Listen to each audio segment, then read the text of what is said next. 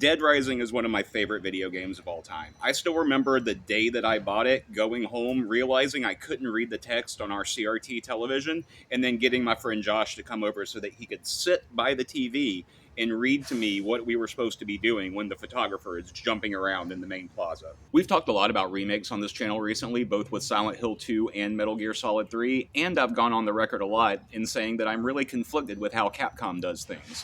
On one hand, you have Resident Evil 2 to the Resident Evil 2 remake, and that makes a lot of sense, and it works really well. Then you have Resident Evil 4 to the Resident Evil 4 remake, and that makes no sense at all, because Resident Evil 4 is readily available, and it doesn't even add anything new. In fact, it takes stuff away that you used to have.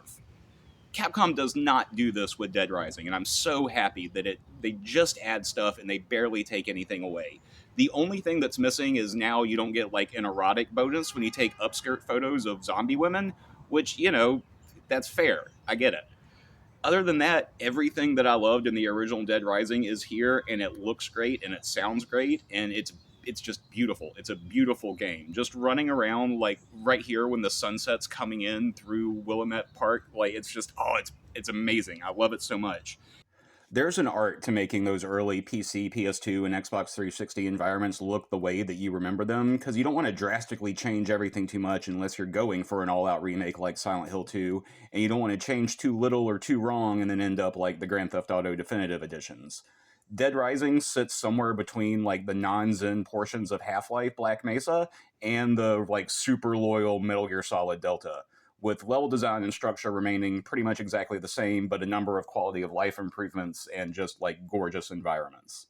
There's also a new save system, which is really nice. It used to be that you could only save in bathrooms, but now it auto-saves when you travel between areas, which is really helpful.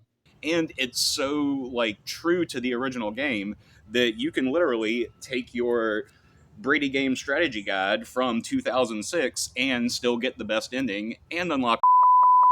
Just like usual, there's a link in the description to my full review of the game on ScreenRant.com, and if anybody has any questions about the game or about any of the changes that were made, I'll be happy to answer them here in the comments. I won't let you stop the ride, Gramps! If the ride stops, then the zombies come back! And that won't be any fun at all!